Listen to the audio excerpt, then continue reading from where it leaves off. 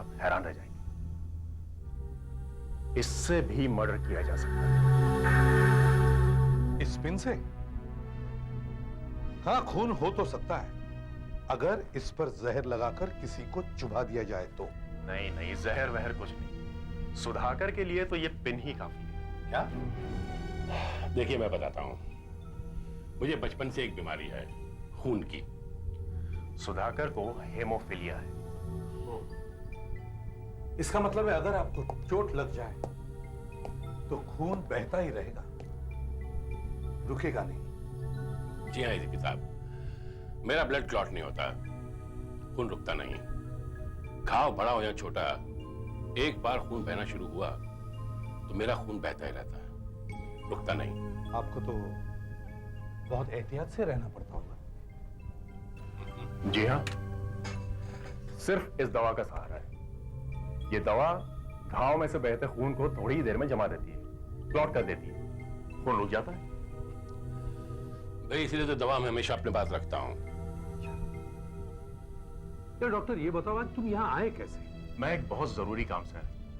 इनकी बीवी जो है ओ डॉक्टर, तुम भी जरा सी बात का बतंगड़ बनाते हो। ऐसा कुछ होने वाला नहीं है, खामखा इनका वक्त भी जाया कर रहे हो। इसका फैसला तुम एसीपी साहब पे छोड़ दो। अब ये बोलो, तुम बता दो या मैं कहूं? अच्छा मैं बताता हूं। एसीपी साहब, दरअसल 40 साल की उम्र तक मैं बैचलर रहा और मैंने ये फैसला किया था मैं कभी शादी नहीं करूंगा। अब आज से 4 साल पहले जब मैं 40 का था तो मैंने जब सुहासिनी को देखा तो एक अजीब सी कशिश महसूस हुई। लगा कि इससे शादी कर लूं। पहली बार लगा कि जिंदगी में किससे प्यार हुआ मुझे। 40 साल की उम्र में सठिया गया ये। सुहासिनी इससे 15 साल छोटी है।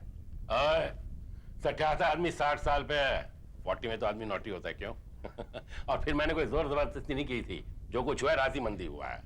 हाँ, उसके बाप को तुम्हारा पैसा लौटाना था ना, उसने सोचा चलो शादी हो जाने के बाद शायद वो पैसा लौटाना नहीं पड़ेगा, और बस उसके बाद इनकी शादी होगी। और अभी कुछ ही महीने पहले वो सुहासिनी के पिता की डेथ हो गई। बस उसके बाद से सारी मुसीबत शुरू हुई। मुसीबत? एसीपी साहब ऐसी कोई बात नहीं है। पिता की मौत का सदमा लगा बेचारी को, बस जरा सी बात पे चिढ़ जाती है, झगड़ने लग पड़ती है और कई बार ऑफिस से लेट आती है, इतनी सी बात है। पिछले हफ्ते क्या हुआ वो तो बताओ। पिछले हफ्ते?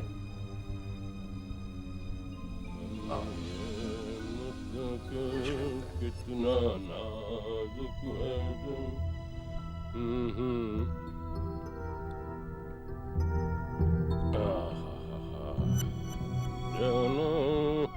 मुन्ना जी साहब। ओ मुन्ना जी साहब। भी क्या जी साहब लगा रखी है। एक सोडा लेके आ और वो खिड़की खोल दे सामने वाली। बहुत अच्छा साहब।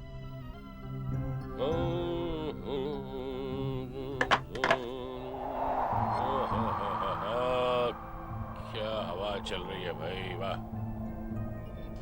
सुहासिनी जी, मैंने कहा जाने मन, क्या बात है, बहुत परेशान लग रही हैं आप। हाँ, कुछ नहीं, यूं ही। कुछ तो है जिसकी पर्दादारी है वाले। मेरा पैर कट गया, खून बह रहा है। सुहासिनी मेरी दवाई जल्दी जल्दी निकालो। सुहासिनी मेरा खून रुकेगा नहीं। सुहासिनी जल्दी करो ना। रात अगर मैं ऐन मौके पर नहीं पहुंचता तो ये तो मर ही गया था। डॉक्टर यार, तुम भी जरा सी बात का अफसाना बना देते हो। महज एक हादसा था। सुहासिनी इतनी बौखला गई थी कि दवाई की शीशी उसके हाथ से गिर गई। अच्छा, और जब दूसरे दिन मैंने इलेक्ट्रिशियन को बुला करके हुक चेक करवाया तो उसने बताया कि वो हुक को किसी ने बीच में से ऐसे काट रखा था कि जरा सी हवा के झोंके से भी वो गिर पड़ता। यानी कि किसी ने जानबूझकर सुधाकर। ऐसा पहली बार नहीं हुआ है, इससे पहले भी ऐसी छोटी छोटी घटनाएं कई बार हो चुकी हैं। तुम कहना चाहते हो कि इनकी पत्नी इन्हें मारना चाहती है? मुझे पूरा विश्वास है। और तो और, आई एम सॉरी सुधाकर, लेकिन मेरे ख्याल से तुम्हारी पत्नी का किसी और के साथ चक्कर है। क्या बकवास कर रहा है, हाँ? तुझे सुहासिनी पसंद नहीं, इसका मतलब है जो मुंह में आएगा बोलता रहेगा तू। करता है। देखिए सुधाकर साहब, मैं डॉक्टर सुमित को बहुत सालों से जानता हूं। वो किसी के बारे में यूं ही नहीं बोलेंगे। देखिए एसीपी साहब, मैं आपसे मदद मांगने के लिए आया हूं। मैं जानता हूं कि आप किसी को भी बगैर सबूत के गिरफ्तार नहीं कर सकते, पर हमारी कुछ तो मदद कर सकते हैं। हाँ, मैं इनको पुलिस प्रोटेक्शन दे सकता हूँ। अपना एक ऑफिसर इनके साथ भेज देता हूँ। Police protection? ये सब क्या हो रहा है एसीपी साहब? मैं अपनी बीवी से क्या कहूंगा कि डॉक्टर को शक है कि तुम मेरा मर्डर करने वाली हो, इसलिए पुलिस प्रोटेक्शन लेके आओ। हाँ, अपनी बीवी से प्रोटेक्शन। ये तो हद हो गई है। ये मत बताइए कि वो पुलिस वाला है। कोई भी बहाना बना दीजिए, कह दीजिए डॉक्टर सुमित का भांजा है, उनके पास जगह नहीं, इसलिए आपके साथ रहने के लिए आया है, बस यूं ही। ओके। मैं आपको अपना एक बहुत ही काबिल इंस्पेक्टर देता हूं, इंस्पेक्टर वीरेन। दया, इंस्पेक्टर वीरेन को बुला, और हाँ, मृदुला को भी बुला। Yes sir. इंस्पेक्टर वीरेन इनके घर में रहेंगे और मृदुला उसको बाहर से मदद करेगी। ये नहीं हो सकता सुहासिनी, कभी नहीं हो सकता। मैं तुम्हें तलाक नहीं दूंगा। तुम्हें मुझे तलाक देना पड़ेगा। तंग आ चुकी हूं मैं इस नाटक से। उफ, पापा ने मुझे जबरदस्ती तुम्हारे साथ बांध दिया था। देखो, पापा के साथ तुम्हारा सौदा तब तक था जब तक वो जिंदा थे। अब तो वो भी नहीं रहा, अब तो मुझे आजाद कर दो। मुझसे छुटकारा पाने के लिए तुम्हें मेरी लाश पे से गुजरना होगा। समझती क्यों नहीं सुहासिनी? मैं तुम्हारे बगैर जिंदा नहीं रह सकता। आखिर मुझसे इतनी नफरत क्यों करती हो? मैंने कोई सौदेबाजी नहीं की किससे। मैंने तो शादी की तुमसे, मैं प्यार करता हूँ तुमसे सुहासिनी। प्यार प्यार प्यार, तंग आ चुकी हूं मैं तुम्हारे इस प्यार से। तुम मुझे जाने क्यों नहीं देते आखिर? तुमसे मुझे आजादी अब तभी मिलेगी जब तुम्हारी मौत हो जाएगी।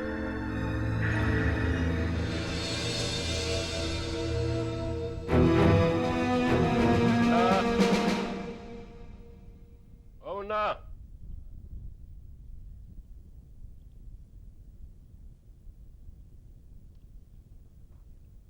मेम साहब कहाँ हैं तुम्हारी? मेम साहब नहा रही हैं साहब। काम करो, बाजार जाओ और केमिस्ट की दुकान से दवाइयां ले आओ।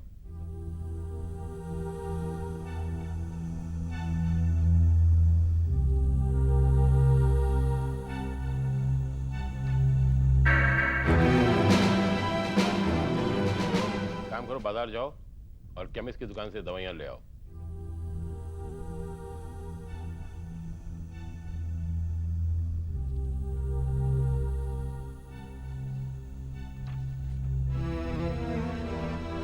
आइए वीरेन साहब, चाय नोश फरमाइए। नहीं शुक्रिया, इस वक्त नहीं। देखिए, आपके कहने के अनुसार मुन्ना को तो मैंने भेज दिया। अब आप क्या करना चाहते हैं? वैसे मैं आपको अभी कहता हूं, मुझे कोई खतरा नहीं है। ये सिर्फ डॉक्टर के दिमाग का फितूर है। सुहासिनी और मैं बहुत खुश हैं आपस में। खुश हैं आप? हाँ। देखिए, कल रात आप दोनों की बातें मैंने सुन ली हैं। आप प्लीज मुझे मेरा काम करने दीजिए। करिए। खतरा कहां से आ सकता है? खतरा कहां से आ सकता है?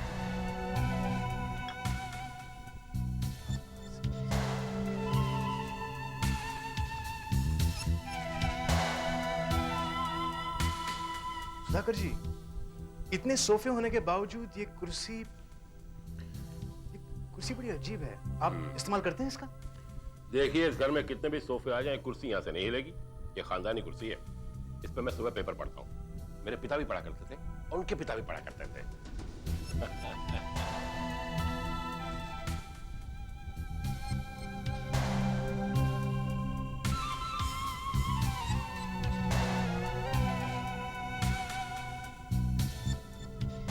कुर्सी है अच्छी। क्या हुआ? ये कील देख रहे हैं आप? साहब, पुरानी कुर्सी है, का कील तो निकल ही सकता है। कुर्सी तो पुरानी है। आपके पास कोई प्लायर या पकड़ है? क्या उस दराज में है?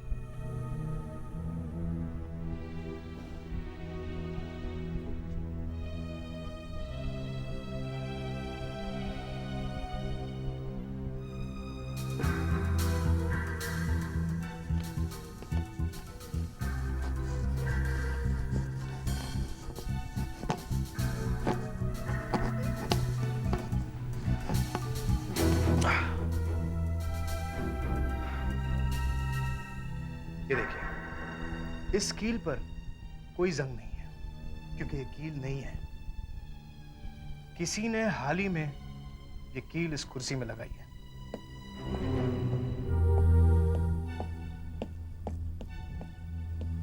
ओहो, जाने मन, ये सुबह सुबह बंठन के कहाँ चल दी हैं आप? जी वो ऑफिस जा रही हूँ मैं। अरे आज तो शनिवार है, ऑफिस बंद होगा। हाँ लेकिन कुछ काम अधूरा रह गया है सो अच्छा अच्छा, करा। मैं चली हूँ। से बाय। बाय।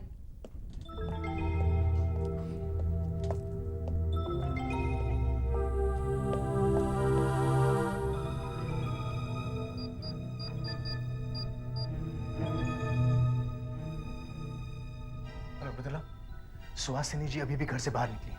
उनका पीछा करो, देखो वो कहाँ जाती है और किससे मिलती है। ओके? पुलिस वाले।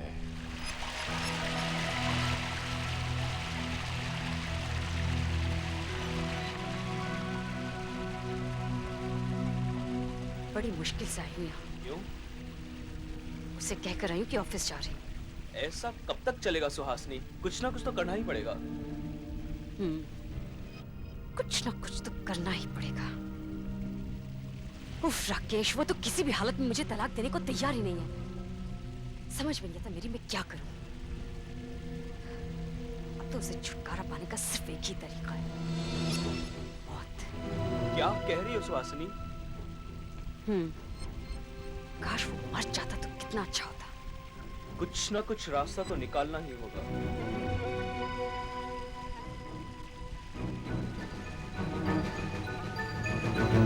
सर, गड़बड़ तो जरूर है। हम उसे गिरफ्तार करके पूछताछ नहीं कर सकते क्या? सिर्फ इस वजह से कि सुहासिनी सुधाकर से शादी करने के बाद खुश नहीं, या फिर उसका राकेश नाम के किसी आदमी के साथ चक्कर चल रहा है। इसका मतलब ये तो नहीं कि वो उसका खून करने वाली है। सर, जब तक वो कुछ करती नहीं तब तक हम लोग कुछ नहीं कर सकते।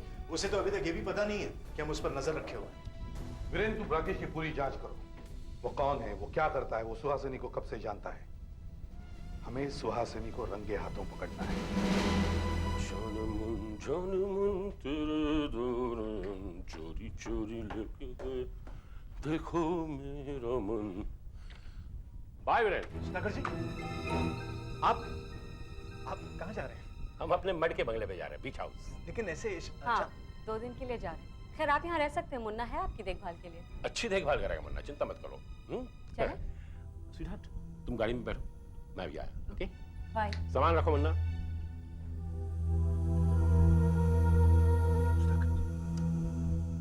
सब कुछ ठीक हो गया है। सुहासिनी ने कहा मुझे छोड़ के नहीं जाएगी। इसी खुशी में बीच हाउस जा रहे हैं। आपका दिमाग तो खराब भी हो गया सुधाकर जी। अब ऐसा कैसे कर सकते हैं?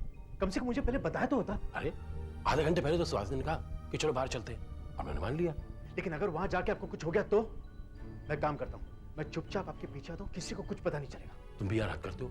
एक मुद्दत बाद तो बीवी ने फरमाइश की कि चलो बीच हाउस चलते हैं, हमें अकेला छोड़ दो। She loves me.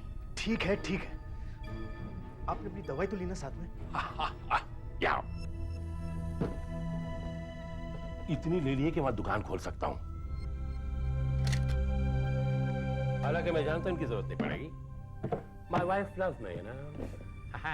अपना ख्याल रखें। पुलिस वाले, पीछा छोड़ो।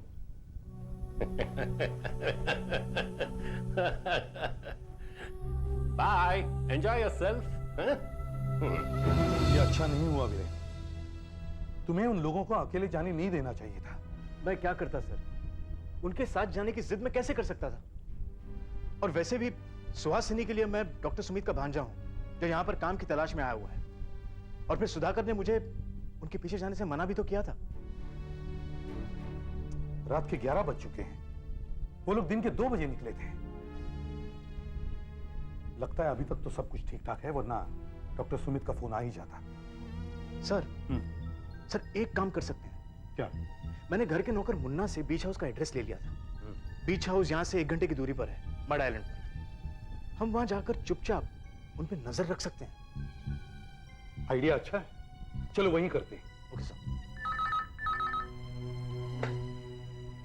हेलो, हाँ डॉक्टर सुमित बोलिए। क्या? माय गॉड, तुम एम्बुलेंस लेकर हॉस्पिटल पहुंच रहे हो? ठीक है, हम भी वहीं पहुंचते हैं। क्या कहा डॉक्टर सुमित? हमने बहुत देर कर दी वीरेंद्र। सुधाकर का बीच हाउस पर एक्सीडेंट हो गया है। हमें डॉक्टर सुमित के हॉस्पिटल पहुंचना है अभी। सुनो, डॉक्टर सुमित कहाँ है?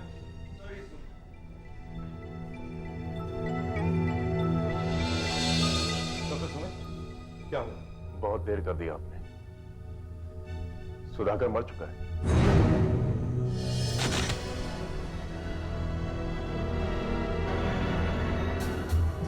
मुझे फोन आया था, सुधाकर की आवाज से ऐसा लग रहा था उसकी हालत ठीक नहीं है।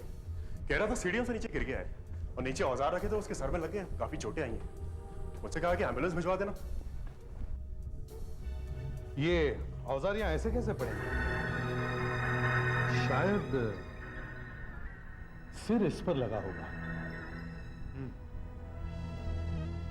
उस वक्त उनकी बीवी कहां थी? मैंने सुहासिनी के बारे में फोन पर पूछा था, तो उसने बताया कि उन दोनों का कुछ झगड़ा हो गया था और 9:30 बजे वो टैक्सी लेके चली गई। उसके बाद वो घर में अकेला ही था। इस वक्त सुहासिनी कहां है? जरा पता लगवा। सर, सुधाकर तो अपने साथ अपनी दवाई भी लाया था, जो उसने एक आइस बॉक्स में रखी थी।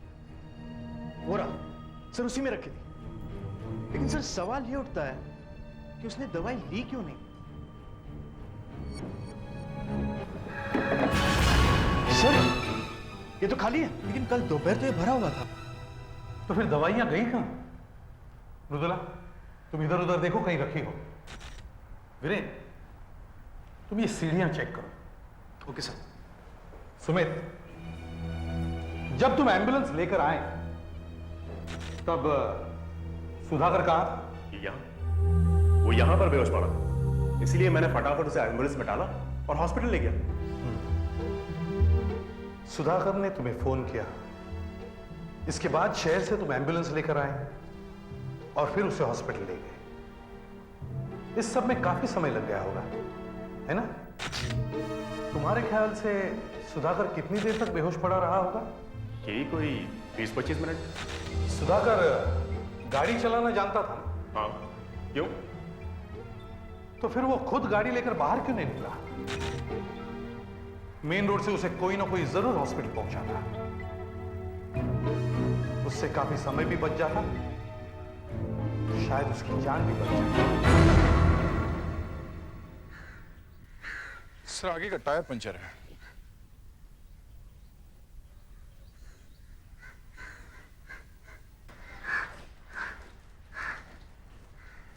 और ये देखो सर,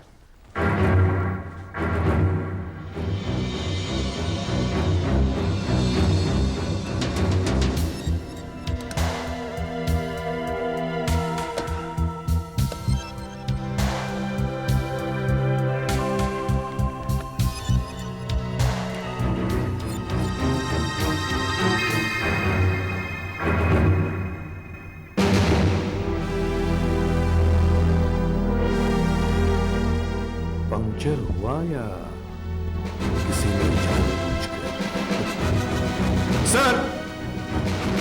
सर ये देखिए यहां पर। सर, सुधाकर ने डॉक्टर को फोन पर यही कहा था ना कि वो सीढ़ियों से नीचे गिर गए। सर, इसलिए मैं सारी सीढ़ियां चेक कर रहा था ताकि पता चल सके कि वो गिरे कैसे। कुछ पता चला? हाँ सर। सर, ये निशान देखिए। सर, यही है इस सब की जड़। सर, ये कोई ग्रीस या तेल जैसा पदार्थ लगा हुआ है।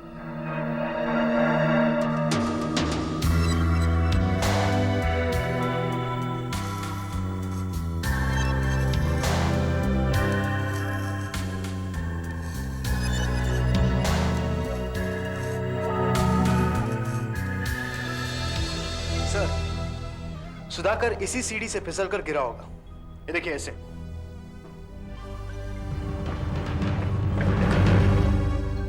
और नीचे लुढ़क कर गया होगा।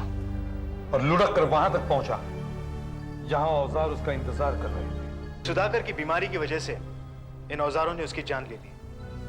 उसका बचना तो नामुमकिन था। सर, मुझे दवाइयां मिल गई। सर, मैंने किचन के सिंक में कुछ दवाई जैसे निशान देखे तो उन्हें रुई से पोंछकर इसमें इकट्ठा कर लिया। उसके बाद मैंने बॉटल्स ढूंढने की कोशिश की तो वो यहाँ पड़ी हैं।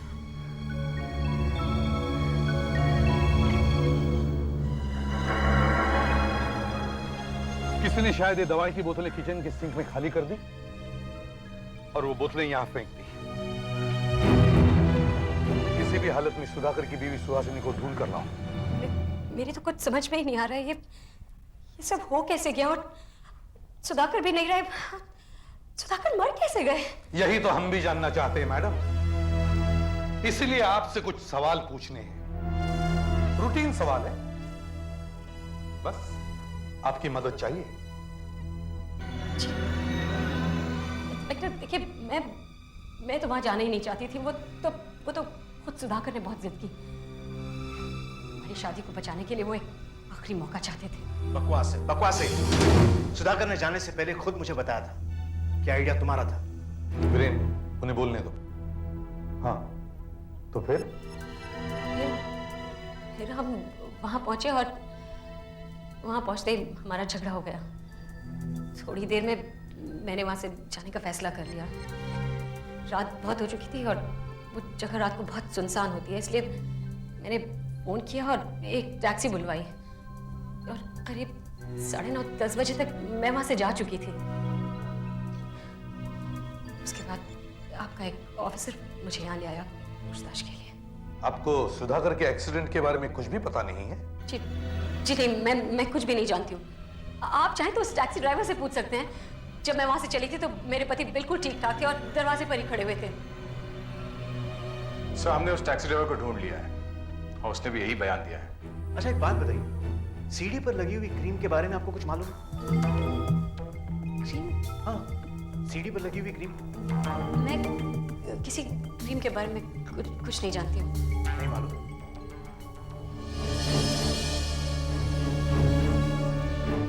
अच्छा, तो ये बताइए सुहासिनी जी कि आपके हस्बैंड की गाड़ी का टायर कैसे पंचर हो गया?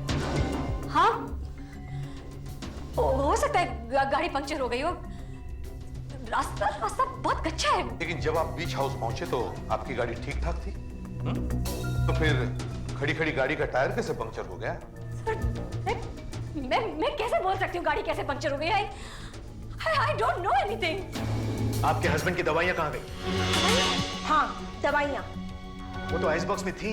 आइस बॉक्स में नहीं है तो देखिए, हो सकता है वो अपने साथ दवाइयां ले जाना ही भूल गए हो। कोई मरीज अपनी दवाइयां कैसे भूल सकता है सुहासिनी जी? अब बस ज्यादा भोली बनने की जरूरत नहीं है। जब आप दोनों घर से निकले थे तब वो दवाइयां आइस बॉक्स में थी, फिर वो अचानक गायब कैसे हो गई? किसी ने उन दवाइयों को किचन की सिंक में उंडेल दिया और फिर खाली बोतलें बाहर बागीचे में फेंक दी, है ना? ये देख रहे हैं आप लोग, इस रुई पर ये जो लिक्विड लगा हुआ है ना, ये वो लिक्विड है जो सुधाकर की रसोई से हमने पाया है। दरअसल उसकी रसोई के सिंक से हमें मिला है। और आप लोगों को सुनकर ताज्जुब होगा कि ये वो दवाई है जो सुधाकर अपना खून बहने से रोकने के लिए इस्तेमाल करता था। लगता है किसी ने इस दवाई की 4-5 बॉटल्स सिंक में खाली कर दी है। और कुछ पता चला? हाँ, एक और चीज दिखाता हूं आपको।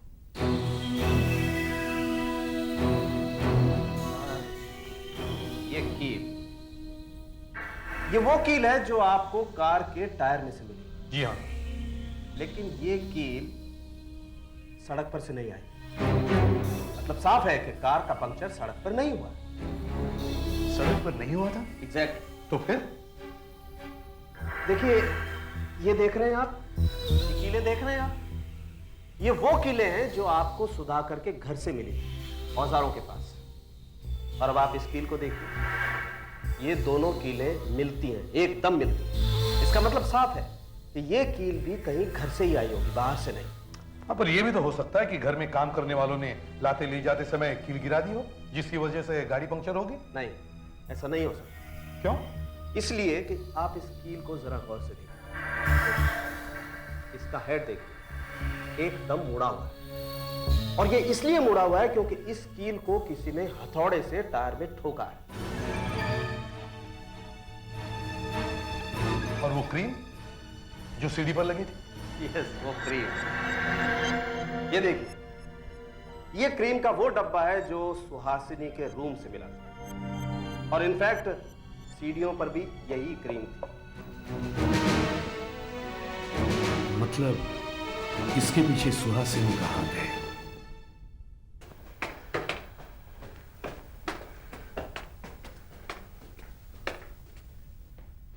आखिर सब हो क्या रहा है? सुहासिनी जी, हमें शक है कि आपने ही अपने पति का खून किया है। क्या कह रहे हैं आप? बकवास! ये कोई खून नहीं कर सकती। बात हम सब जानते हैं इन्होंने सुधाकर से क्यों शादी की, इनके आपस में झगड़े कैसे होते थे और इनके और आपके क्या संबंध है। मृदुला, टेप चलाओ।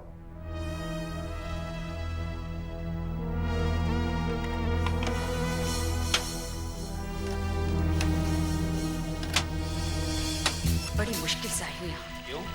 उसे कहकर आई कि ऑफिस जा रही हूँ। ऐसा कब तक चलेगा सुहासिनी? कुछ ना कुछ तो करना ही पड़ेगा। कुछ ना कुछ तो करना ही पड़ेगा। उफ राकेश, वो तो किसी भी हालत में मुझे तलाक देने को तैयार ही नहीं है। समझ में नहीं आता मेरी, मैं क्या करूं। अब तो उसे छुटकारा पाने का सिर्फ एक ही तरीका है, मौत।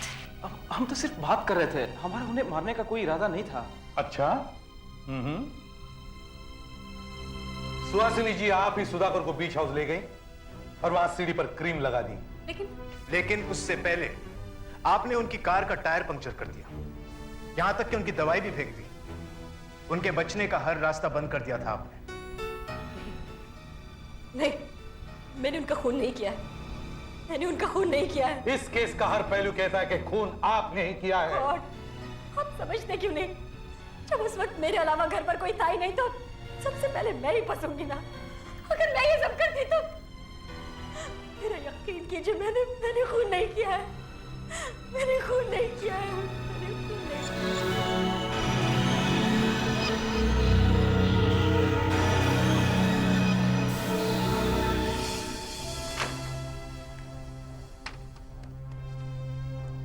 ऑटोप्सी रिपोर्ट कहती है कि खून के बहुत ज्यादा बह जाने की वजह से मौत हुई है। ये बात साफ जाहिर भी तो है।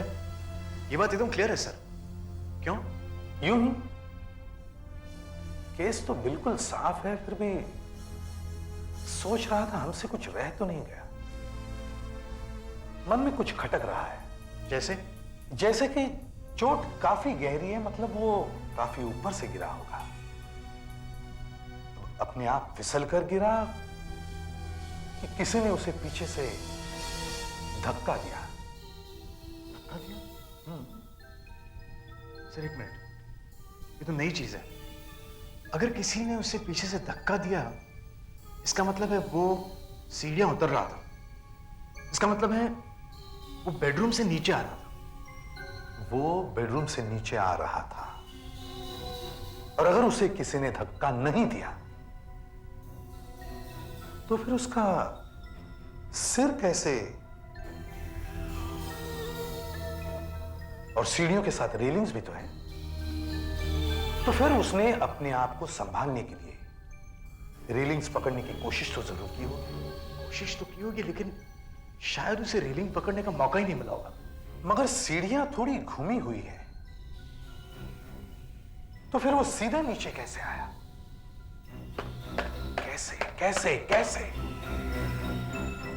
चलो बीच हाउस चलते हैं, वहीं इसका जवाब मिलेगा।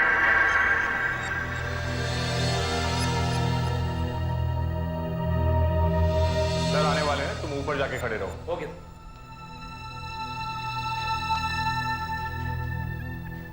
सुधाकर सीढ़ियों से उतर रहा था जब वो फिसल कर नीचे गिर गया। वीरेन, चलो हम देखते हैं उस रात क्या हुआ होगा। वीरेन, तुम यहां से फिसल कर दिखाओ जहां से सुधाकर गिरा होगा। Okay sir.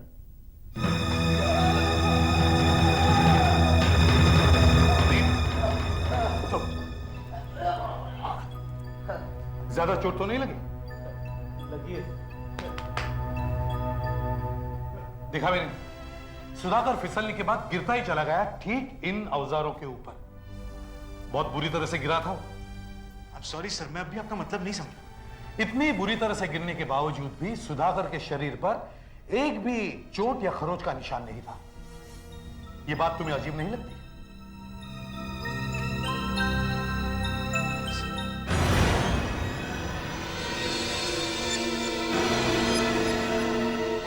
यहां तो कोई चोट नहीं। यस जरा इन्हें पलटने में मेरी मदद करो।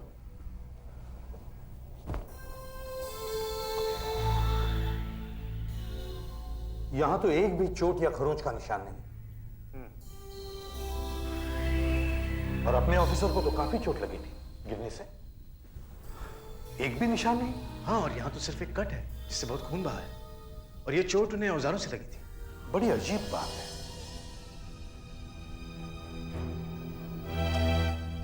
सुधाकर ने मौत के समय जो कुछ भी पहना था वो सब सामान कहाँ है? वो यही है, स्टोर्स में। वो सब लेकर आओ फोरेंसिक लैब में।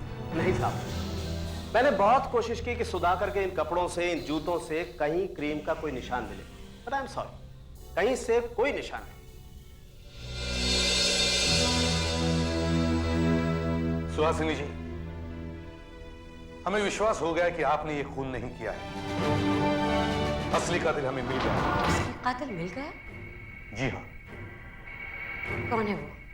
क्या वो पकड़ा गया है? नहीं, पकड़ा तो नहीं गया, लेकिन जहां वो इस वक्त है वहां से वो भाग नहीं सकता।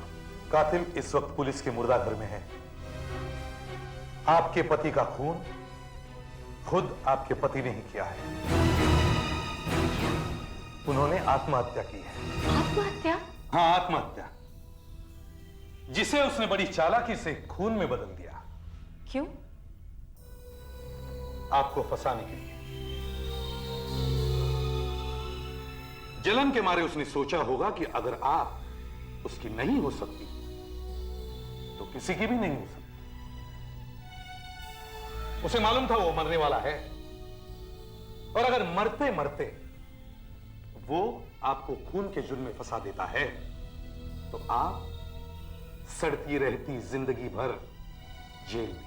और हमें शक इसलिए हुआ कि इतनी सीढ़ियों से गिरने के बाद भी उनके बदन पर एक भी खरोच नहीं आई। हाँ, क्योंकि अगर सुधाकर सीढ़ियों से गिरे होते तो जरा सी तो क्रीम उनके जूतों के नीचे लगनी चाहिए थी। मगर उनके जूतों के नीचे कुछ नहीं था, क्योंकि सुधाकर सीढ़ियों से गिरे ही नहीं थे। क्योंकि उन्हें मालूम था कि किसी भी हालत में आप उन्हें छोड़ने ही वाली है, और इसलिए उन्होंने प्लान बनाया। आपके जाने के बाद पहले उन्होंने कील से गाड़ी का टायर पंक्चर कर दिया।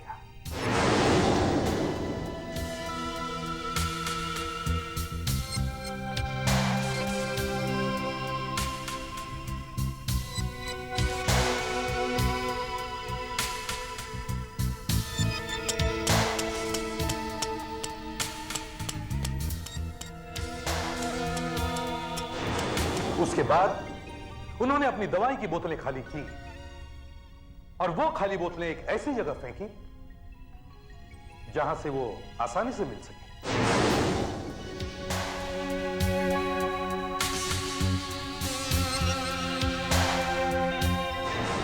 उसके बाद उन्होंने आपकी क्रीम सीढ़ी पर लगाई।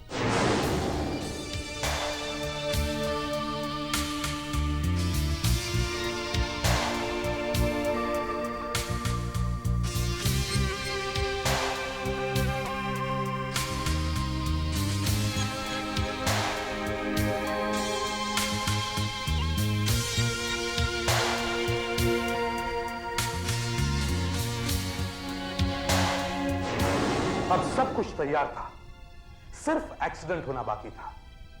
मगर उससे पहले उन्होंने डॉक्टर सुमित को वो फोन किया। डॉक्टर, मुझे बचा लो डॉक्टर। मैं अपने बीच हाउस की सीढ़ियों से फिसल के गिर पड़ा हूं। बहुत खून बह रहा है, मुझे बचा लो डॉक्टर। वो मुझसे झगड़ कर 9:30 बजे चली गई। जल्दी आओ डॉक्टर। जोर से अपने माथे पर एक गहरा जख्म कर लिया।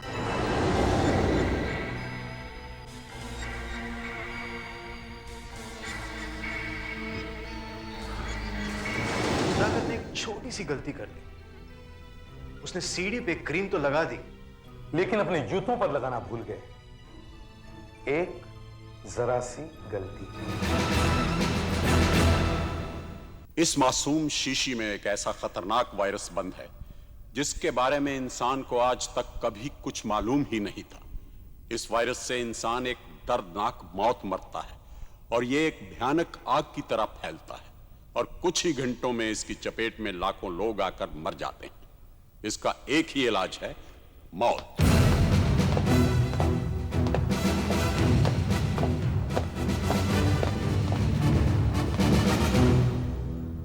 डॉक्टर खुराना, क्या आप काफी देर से हमारा इंतजार कर रहे हैं?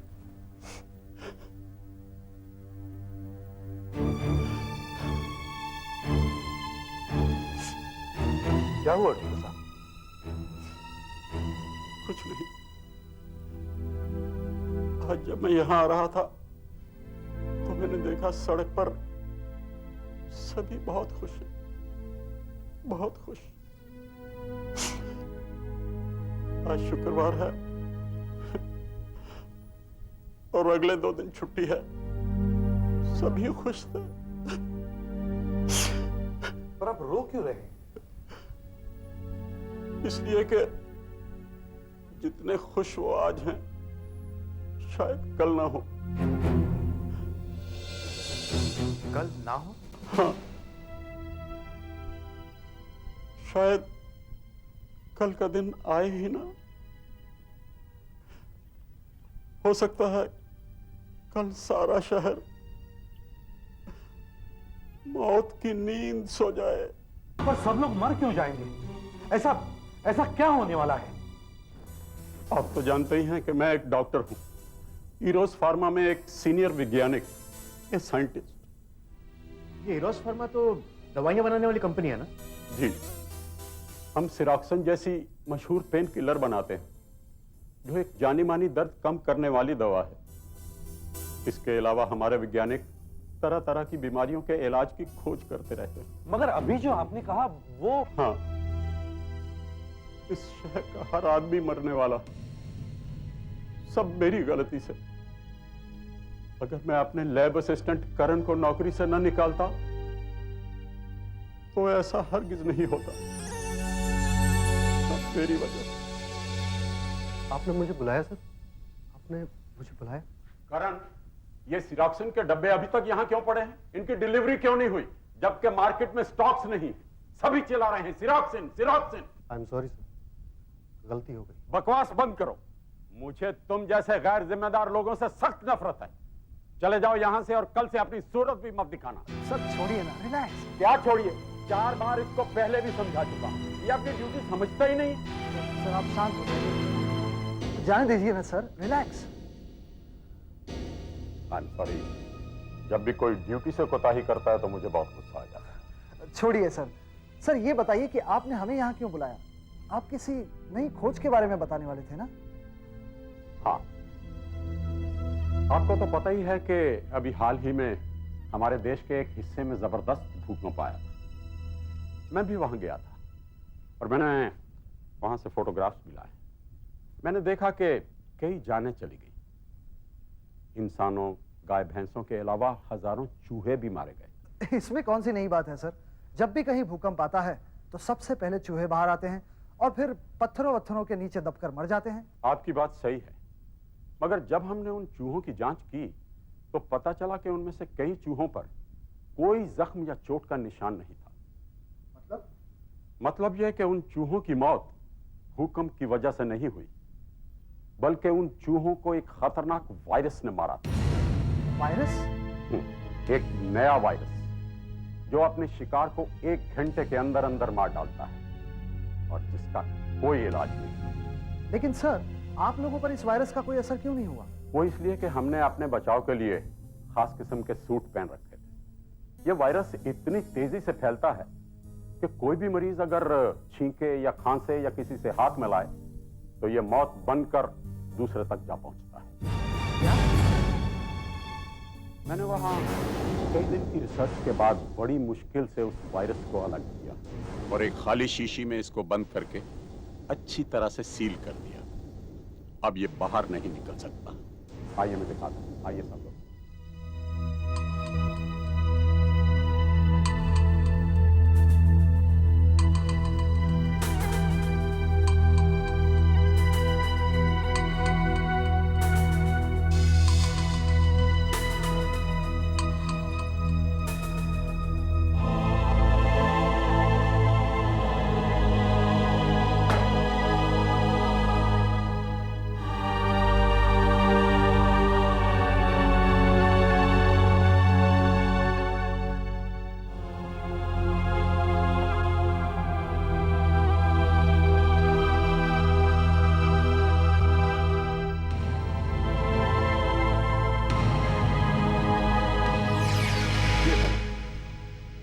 इसे मैंने बड़ी सावधानी से सील किया है, मगर जब हम रिसर्च के लिए इसको खोलेंगे तो हमें सूट मास्क सब पहनना पड़ेगा। लेकिन सर, ये शीशी तो हमारी दवाई सिरोक्सिन जैसी लगती है। वो इसलिए कि जो खाली शीशी में वहां लेकर गया था वो वही थी जिनमें हम सिरोक्सिन पैक करते हैं। और हाँ डॉक्टर रमेश, हम रिसर्च आज रात से ही शुरू कर देंगे। Okay sir. और अगर हमने इसका इलाज ढूंढ लिया तो हमें नोबेल प्राइज भी मिल सकता है। तूने मुझे नौकरी से निकालकर अच्छा नहीं किया खुराना। तो अपनी बेइज्जती का बदला मैं जरूर लूंगा। तुझे नोबेल प्राइज चाहिए? अब तुझे कोई प्राइज नहीं मिलेगा, और कम से कम इस शीशी की वजह से तो बिल्कुल नहीं मिलेगा। हमें काफी सावधानी बरतनी पड़ेगी, वायरस बहुत खतरनाक। जी सर। अरे ये फ्रिज कैसे खुला पड़ा है?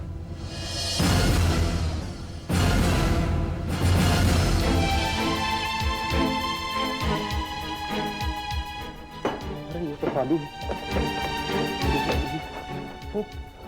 वो वायरस वाली शीशी कहाँ गई? सर कहाँ जा सकती है?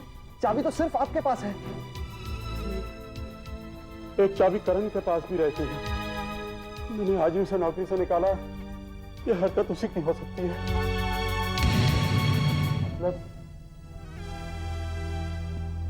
मतलब वो शीशी करण ले गया था? जी। बाद में जब उसे पता चला कि उसकी छोटी सी बेवकूफी से कितना बड़ा अनर्थ होने जा रहा था, तो उसने अपनी गलती कबूल कर ली। रोने लगा, कहने लगा वो मुझसे बदला लेना चाहता था।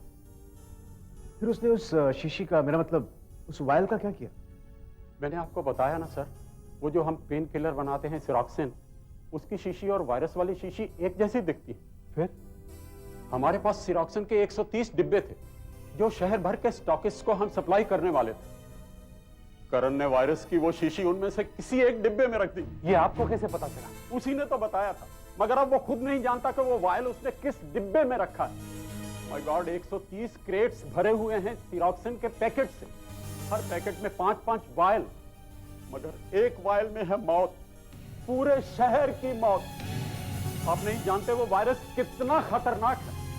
देखिए देखिए, मान लीजिए वो वायल यहां खुलता है तो 2 घंटे के अंदर अंदर इतने हिस्से को वायरस अपने लपेट में ले लेगा, और 4 घंटे में इतने हिस्से में फैल जाएगा, और 8 घंटे में तो पूरा शहर तबाह हो जाएगा, बर्बाद हो जाएगा, सब खत्म हो जाएगा, सब खत्म हो जाएगा, खत्म हो जाएगा। हम, आप, कोई नहीं बचेगा।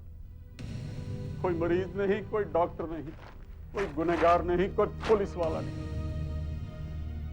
अब आप समझे मैं आपसे मदद लेने क्यों आया हूं। और ये सारे क्रेट्स आपने भेजे कहां हैं? उसकी लिस्ट है आपके पास? चलिए।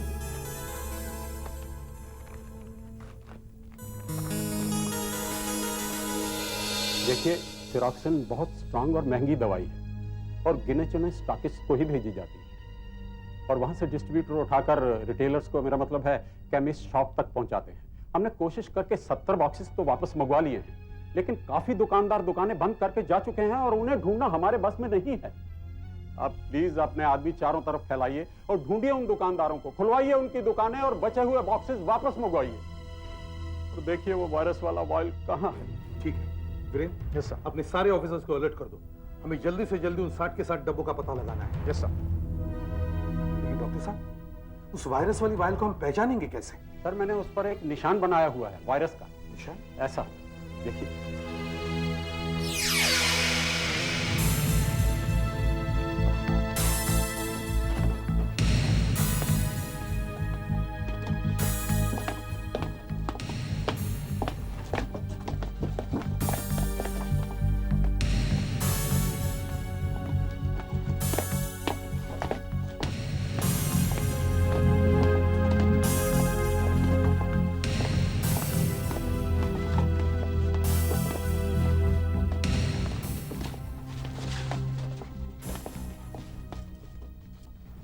सर, ये बाकी के बचे हुए 3 डब्बे, हमने सारी शीशियां चेक कर ली, पर किसी में भी वो निशान हमें नहीं मिला। देखिए डॉक्टर साहब, 60 में से 53 डब्बे मिल चुके हैं, लेकिन उनमें से किसी भी शीशी पर आपका वो निशान नहीं है।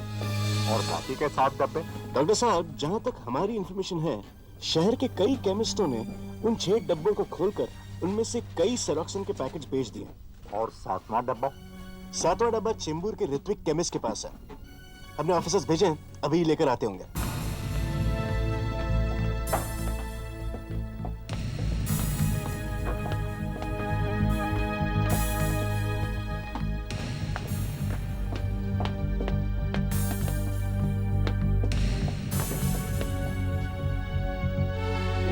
ये क्या हो रहा है? अभी मुझे जगाया और मेरी दुकान खुलवाई और यहाँ लेकर आ गए ये लोग। मुझे कुछ बता भी नहीं रहे। इससे कुछ मिला? सर, इनके पास तो वायल नहीं मिला, लेकिन ये देखिए सर, ये डब्बा खुला है और इसमें से एक पैकेट मिसिंग है सर। शाम को इन्होंने एक पैकेट बेच दिया है। मेरे ख्याल से सर वायरस वाली वो शीशी उसी में होगी। सिरोक्सिन का ये डब्बा आज शाम को मेरी दुकान पर आया था और उसके बाद एक कस्टमर एक पैकेट लेकर गया। आप चाहे तो ये बिल बुक देख सकते हैं।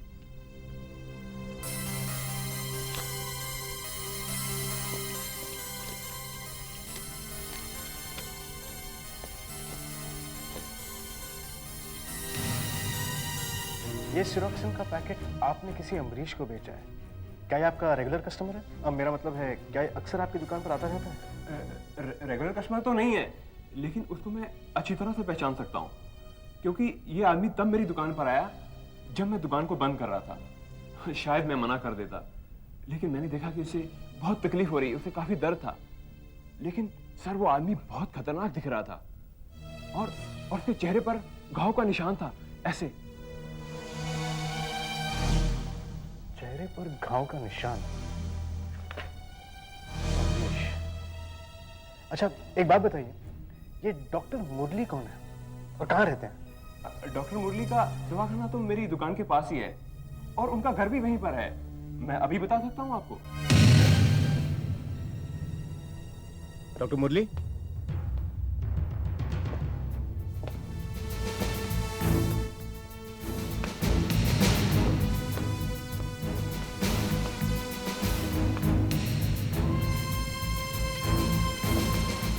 डॉक्टर मुरली?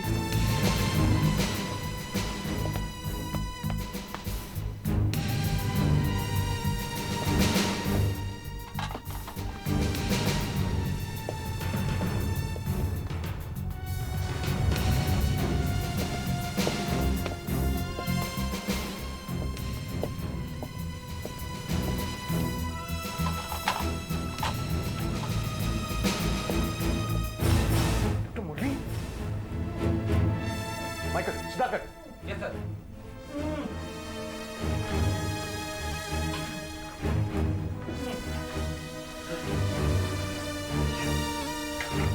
हम सीआईडी हैं। क्या हुआ? किसने मारा आपको? एक पागल आदमी था, उसके पैर में गोली लगी हुई थी। उसने कहा गोली निकाल दो। मैंने मना कर दिया। मैंने कहा पुलिस केस है।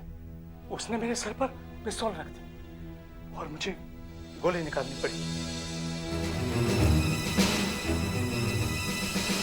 इस तरह की गोलियां तो उन राइफलों में इस्तेमाल होती हैं जो प्राइवेट सिक्योरिटी गार्ड्स अपने पास रखते हैं, और ये सिक्योरिटी गार्ड्स बैंक्स या ज्वेलरी शॉप के बाहर पहरा देते हैं। और वो लोग 12 बोर की डबल बैरल गन भी इस्तेमाल करते हैं। आशा, जरा देखना कि ऐसी कोई वारदात हुई है किसी बैंक या ज्वेलरी शॉप के आसपास? सो ये देखिए,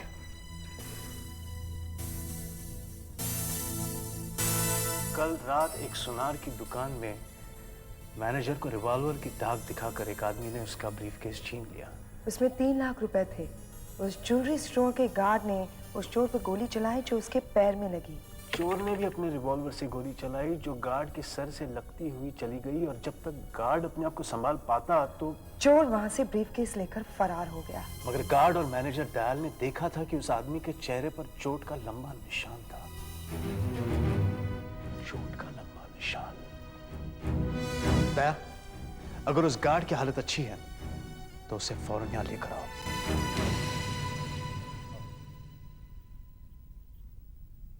साहब, मेरी गोली उसके पैर में लगी थी, मैं उसे पकड़ भी सकता था, लेकिन उसने मुझ पर ऐन वक्त पर गोली चला दी और मैं बेहोश हो गया।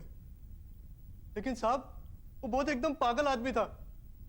वो ऐसे ही भाग गया, ना गाड़ी ना कुछ, लेकिन बहुत खतरनाक आदमी था साहब। वो बहुत डेंजर आदमी था। सर, ये वारदात परसों बृहस्पतिवार को हुई। वो डॉक्टर के पास गया कल रात यानी शुक्रवार को।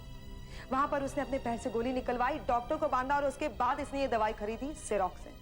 मतलब 24 घंटों तक वो कहीं छुप कर बैठा रहा होगा और जब दर्द बर्दाश्त से बाहर हो गया होगा तब वो निकला होगा और सीधे डॉक्टर के पास गया होगा।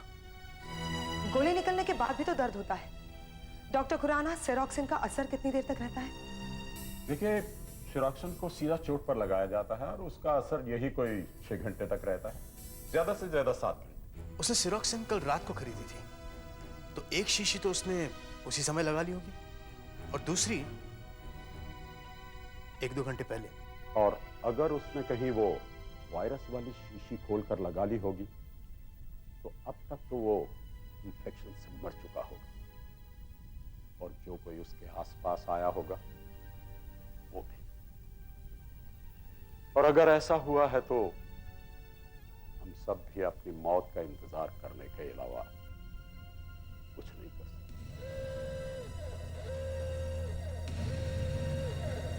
अब तो हम सिर्फ यही उम्मीद कर सकते हैं कि अब तक उसने वो वायरस वाली शीशी ना खोली हो। और अगर वो जिंदा है तो 3-4 घंटों में वो एक और शीशी खोलेगा और उससे पहले हमें उसे ढूंढना होगा। हमें उसे ढूंढना होगा कुछ भी करके।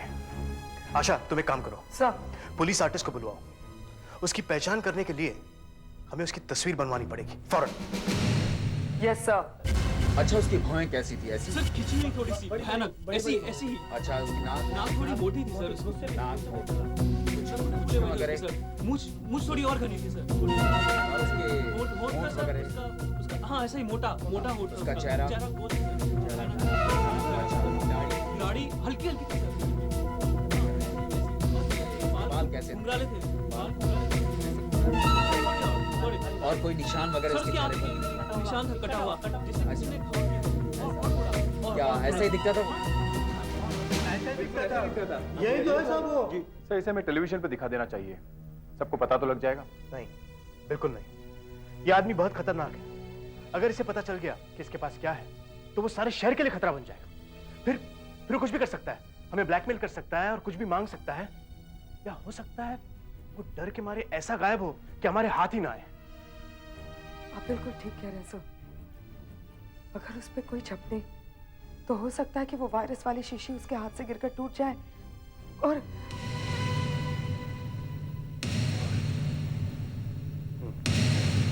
आशा, तुम ऐसा करो, सभी पुलिस स्टेशन और हमारे सब खबरियों तक ये तस्वीर पहुंचा दो।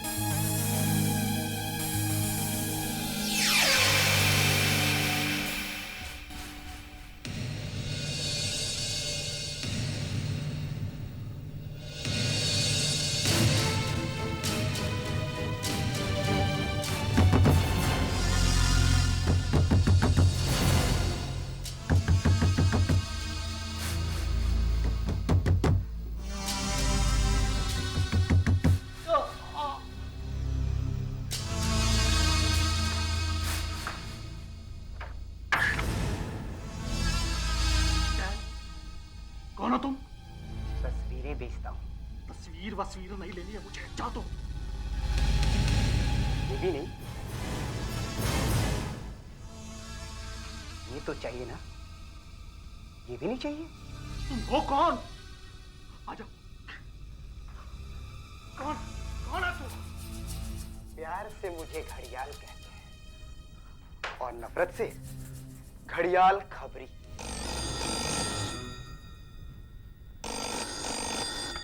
CID headquarters, inspector Viren. क्या? अच्छा ठीक है, हम अभी पहुंच रहे हैं, लेकिन हमारे आने तक किसी को भी कमरे में घुसने मत देना, ठीक है?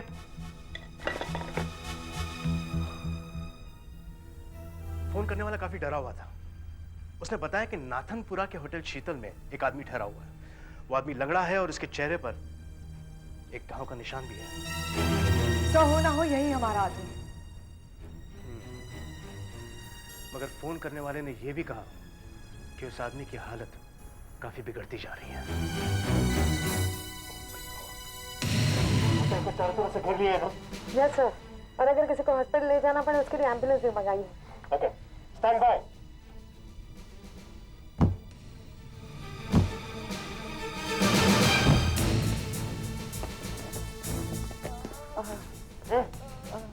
पलट। समझो। हे।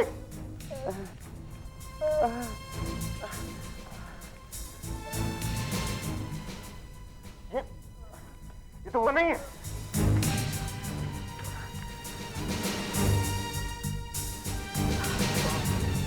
वो चोट के निशान वाला आदमी का?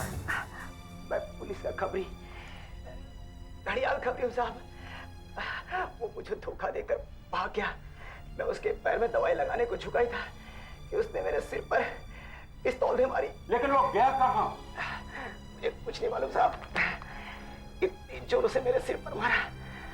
मुझे सिर्फ इतना याद है कि उसे फोन उठाते हुए देखा, उसके बाद मैं बेहोश हो गया। फोन? चलो टेलीफोन ऑपरेटर से बात करते हैं। जो आदमी रूम में था उसने कम से कम 15 बार मुझसे ये नंबर मांगा था। क्या नंबर था? 442-1109। 442-1109। 442, ये तो वर्ली एक्सचेंज है ना? Yes sir. अच्छा, जहाँ पे फोन किया था वहाँ किसी से बात हुई थी? नहीं इंस्पेक्टर साहब, नंबर कभी लगा ही नहीं, हमेशा एंगेज ही आता था। और वो आदमी काफी परेशान भी हो गया था, कह रहा था कि उसको कोई बहुत जरूरी बात करनी है। क्या मैं फोन कर सकता हूँ? जी।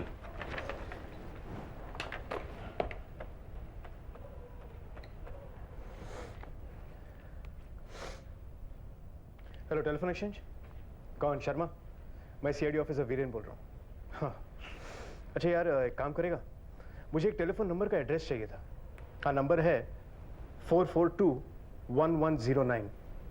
1109। हाँ, मैं होल्ड करता हूँ।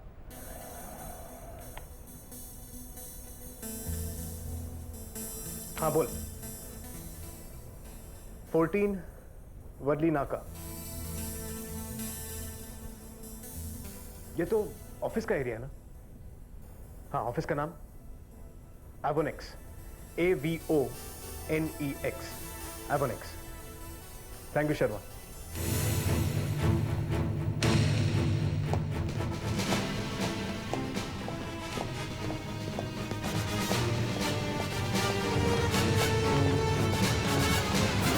तो ये क्या बात है?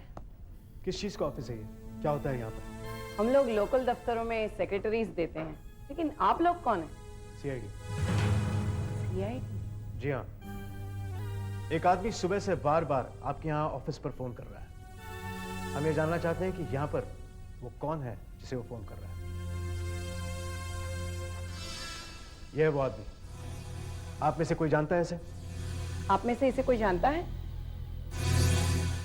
आप में से कोई ना कोई तो इसे जानता ही होगा। आप जानती हैं? यह आदमी आपको लगातार फोन कर रहा था। आप जानते हैं?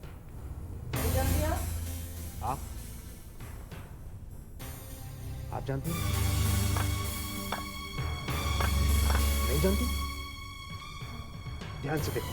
नहीं जानती इसको? नहीं जानती?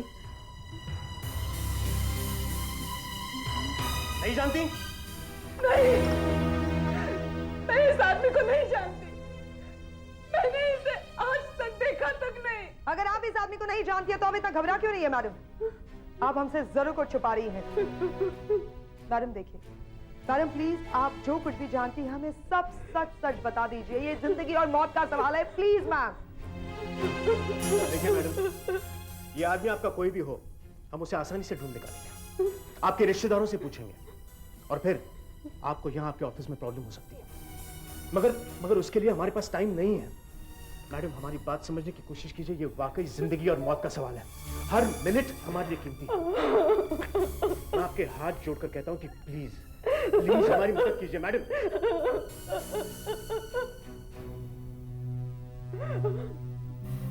आप लोग प्लीज जरा बाहर जा सकते हैं? दया।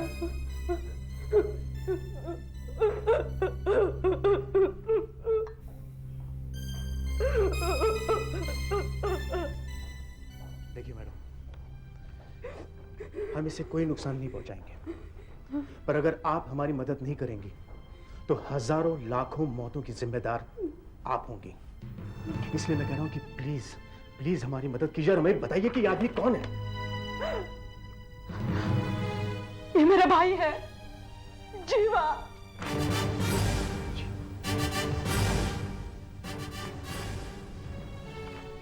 ये इस वक्त कहाँ है? वो 3 दिन से गायब है। मुझे बहुत डर लग रहा है। आपके भाई ने 2 दिन पहले डाका डाला है। ये सब मेरी गलती है। क्यों मैंने उसे मयूर के लिए बुरा भला कहा? मयूर? मयूर मेरा बेटा है, सिर्फ 8 साल का है, लेकिन पिछले हफ्ते डॉक्टरों ने बताया कि उसे कैंसर है। उसके ऑपरेशन के लिए 1 लाख रुपयों की जरूरत है।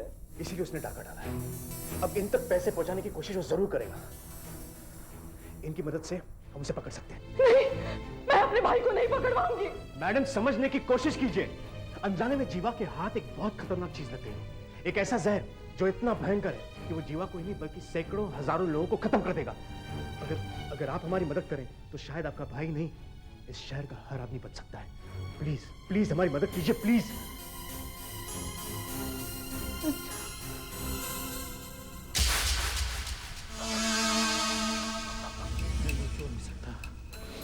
नहीं, मैं सो नहीं सकता। मुझे मयूर के पास जाना पड़ेगा। मयूर के पास जाना पड़ेगा मुझे। ये पैसे मुझे उसके ऑपरेशन के लिए पहुंचाने पड़ेंगे।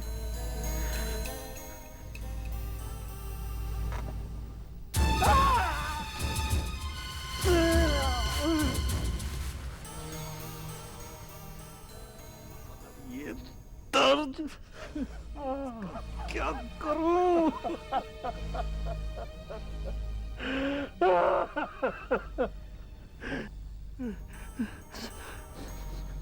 दवाई लगानी पड़ेगी।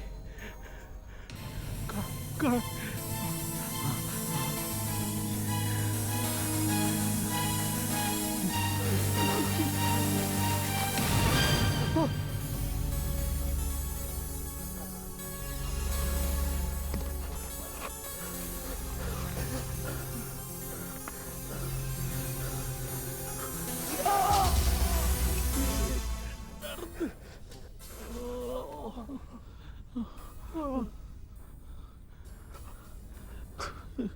दो ही बची हैं, लगानी तो पड़ेंगी। मयूर, बेटा तुम बाहर क्यों आ गए? तुम्हें डॉक्टर साहब ने लेटने के लिए कहा है ना? इंस्पेक्टर साहब, मैं अंदर जा सकती हूँ? हाँ, जाइए। चलो चलो अंदर लेट जाओ। घर को चारों तरफ से घेर लो। अपने चश्मे और मास्क तैयार रखो, शायद पहनने पड़े। और ध्यान रहे, उसे हमें सिर्फ पकड़ना है, कोई गोली नहीं चलाएगा।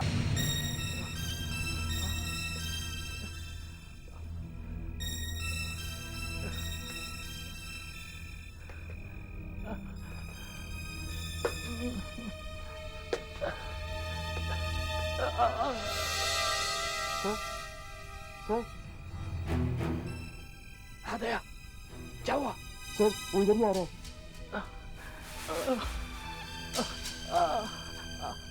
सर उसके एक हाथ में बैग है और दूसरे हाथ में रिवॉल्वर। अच्छा कुछ मत करो, नहीं तो फायर कर देगा वो। उसे यहाँ आने दो, फिर से पकड़ लेंगे। Okay sir.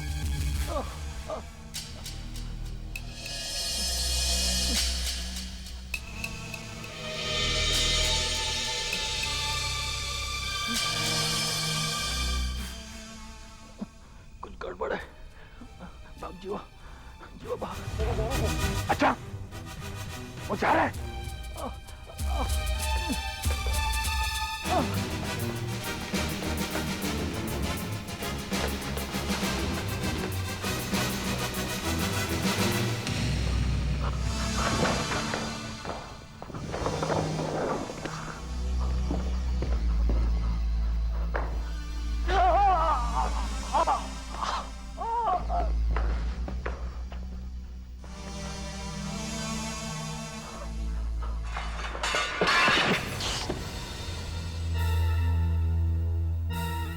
शायद इस गोडाउन में क्या होगा।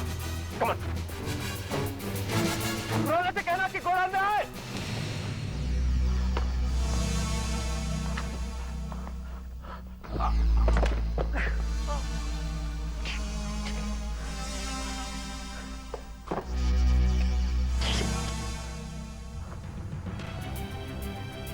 पुराना साहब जो अपने घर के पास में है, अब वहीं पहुंच जाइए।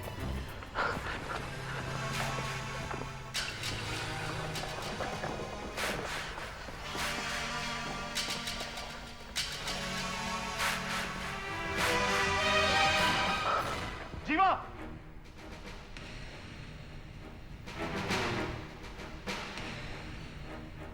जीवा तुम भाग के कहीं नहीं जा सकते। अपने आप को हमारे हवाले कर दो।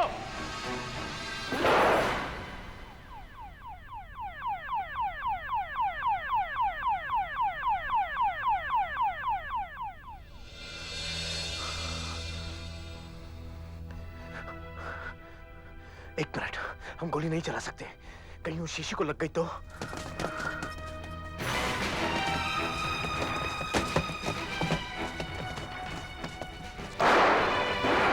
गोली मत चलाओ। डॉक्टर साहब यहाँ ये गोलियां चल रही हैं। मुझे जैसे ही खबर मिली मैं सीधा यहाँ चला आया। ये ऑफिसर चीफ मिनिस्टर साहब के ऑफिस से थे। ऑफिसर अभी क्या पोजीशन? सर वो अंदर है मगर बाहर नहीं निकल सकता, चारों तरफ से बंद है, लेकिन उसके पास बंदूक है। हमें उसे पकड़ना होगा। वो वायरस वाली शीशी खोलकर किसी वक्त भी लगा सकता है, फिर हमारे हाथ में कुछ नहीं रहेगा। Let me try. अब पुलिस भी कुछ नहीं कर सकती। मैं चीफ मिनिस्टर साहब को कहकर शहर खाली करवाने के लिए पब्लिक अनाउंसमेंट्स करने के लिए कहता हूँ। हमने पहले ही काफी देर कर दी है। आइए आप लोग। जल्दी से काम कीजिए। देखिए सर, देखिए मैं तो हमारी सारी मेहनत पर पानी फिर जाएगा। आइए आइए। अब हम क्या करें सर?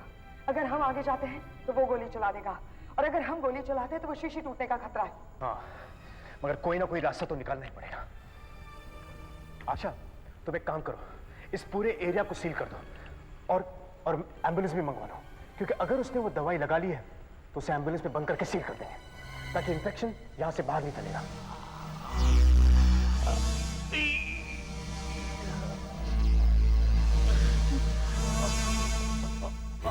देखिए आप सब लोग अपनी जान खतरे में मत डालिए, मैं अकेले जाता हूं। दया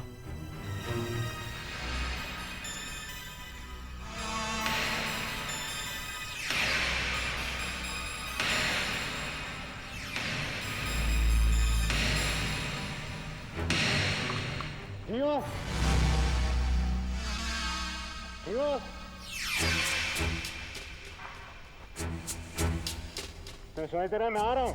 जाओ तो। मैं तुम्हारी कोई बात सुनने वाला नहीं हूँ बच्चा। जियो, हम तुम्हें कोई तकलीफ नहीं पहुंचाएंगे। पीछे पुलिस क्यों पड़ी है फिर? जियो मेरी बात ध्यान से सुनो। तुम्हारे पास जो दवाई है जो तुम चोट पे लगा रहे हो, उस शीशी में दवाई नहीं बल्कि वायरस है, जो एक बहुत खतरनाक जहर है। अगर तुमने वो शीशी खोली तो तुम्हारे साथ साथ इस शहर के सारे लोग मारे जाएंगे। मत करो। इसी को लगा के तो अब तक जिंदा हूं मैं। अब तक तुम्हारी किस्मत अच्छी थी जीवा, लेकिन अब उस आखिरी शीशी में सिर्फ मौत है जीवा, सिर्फ मौत। देखो, चेक करो, उस शीशी पर वायरस का निशान है। हाँ हाँ, तुम सही कह रहे हो। शुक्र है तुम्हें मुझ पर विश्वास तो हुआ।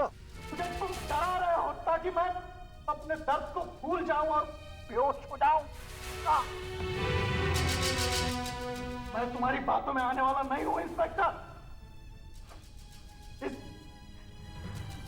शीशे में कोई जहर नहीं है, कोई जहर नहीं है। मैं इसको भी लगाने वाला। नहीं दिया, नहीं रुको दिया, मैं आ रहा हूं। मैं तुमसे सिर्फ बात करना चाहता हूं।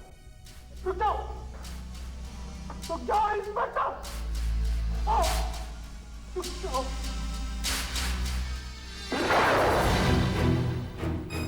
जिया, ये मैं गन मेरी फेंक रहा हूं। ये देखो, मैंने फेंक दी। एक निहत्थे से आदमी पे गोली चलाओगे? नहीं जीवा। आगे आगे मत बढ़ना इंस्पेक्टर, आगे मत बढ़ना। जीवा, मेरी तरफ देखो जीवा। तुम्हें क्या लगता है ये मास्क के दस्ताने मैंने क्यों पहन रखे हैं? सिर्फ उस शीशे से बचने के लिए, क्योंकि उस शीशे में वायरस है जीवा। मैंने अब तक ये दवाई लगा लेनी चाहिए थी। देखो, अब मैं ये करने जा रहा हूं, अब मैं इसको लगाने जा रहा हूं। तुम हमें साथ में मत, तुम यही चाहते हो ना? ओके।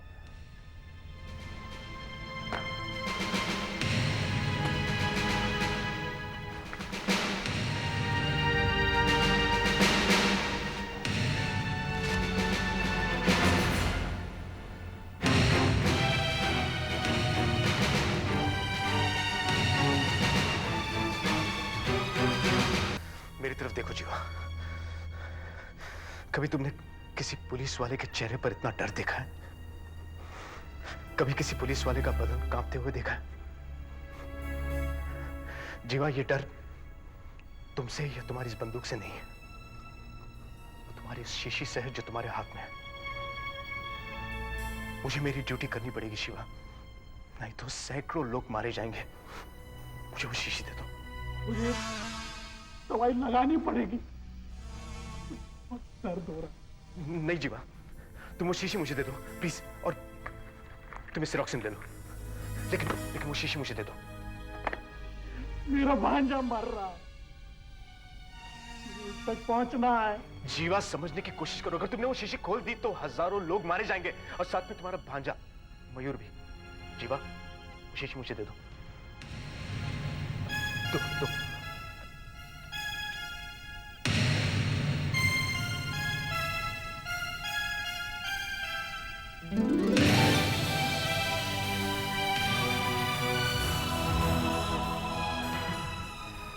जीवा, तुमने सबकी जान बचा ली। तुम नहीं जानते तुम्हारे पास क्या था। तुम्हें सजा तो काटनी ही पड़ेगी जीवा, पर मैं वादा करता हूं कि तुम्हारे भांजे का इलाज शहर के सबसे अच्छे अस्पताल में करवाऊंगा।